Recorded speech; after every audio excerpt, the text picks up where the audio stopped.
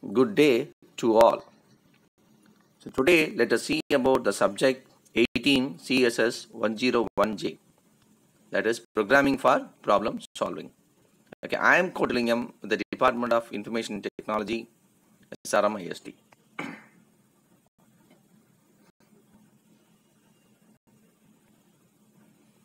So for learning this subject, we have certain learning resources. This book number 1 will kindle your interest on knowing about programming languages. That is practical exercises on the computation subjects you keep avoiding. Is one of the fantastic books available in the market to learn programming languages.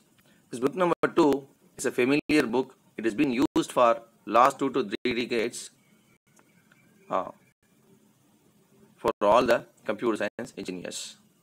See, this book number 2 is the basic and fundamental book to know about or to learn about C programming. So let us move to unit number 1, Introduction, Evolution of Programming and Languages. So this programming for problem solving is a fundamental course for all the mainstream computer science engineers. See, this course will help you to learn all the fundas of programming languages.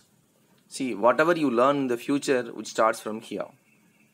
So without knowing this basics, by no way you can't learn things in the future. So your basic starts from this course. Usually a computer needs to be given instructions.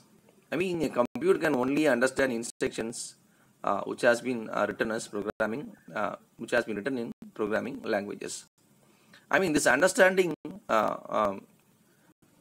is known as communication. I mean, a programming language can only communicate with the computer, or we can say a set of instructions has been written as programs which will communicate with the computer.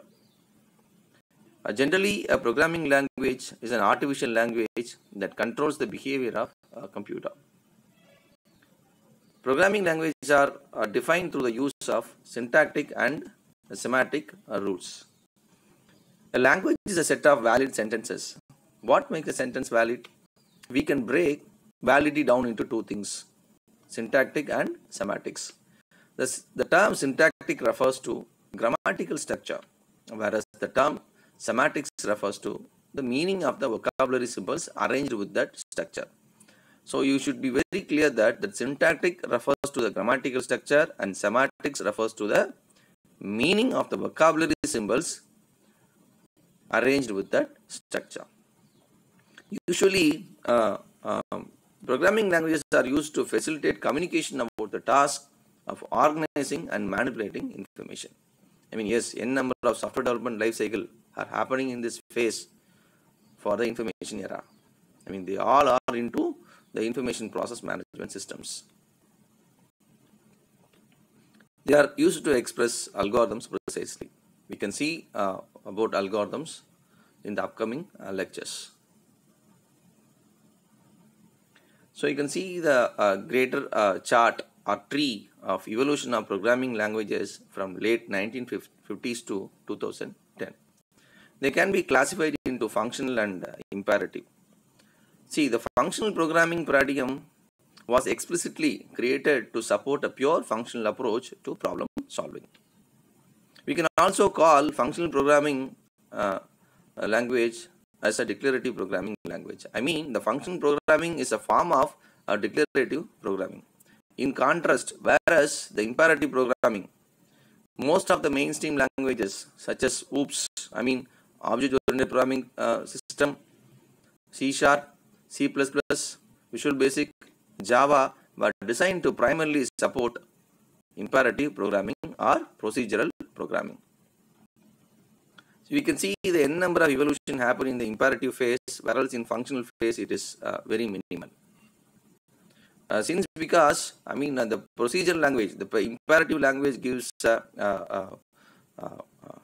enormous support and flexibility in writing programs, which is very minimal in functional language. I mean, that is the greatest difference between functional and imperative.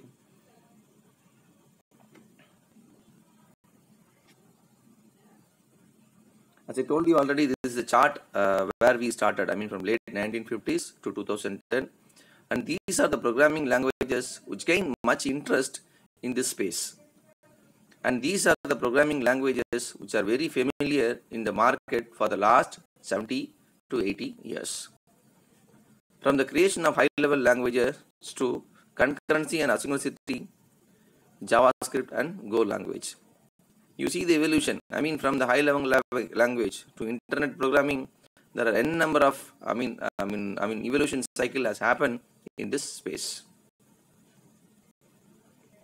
Thank you. See you in the next lecture.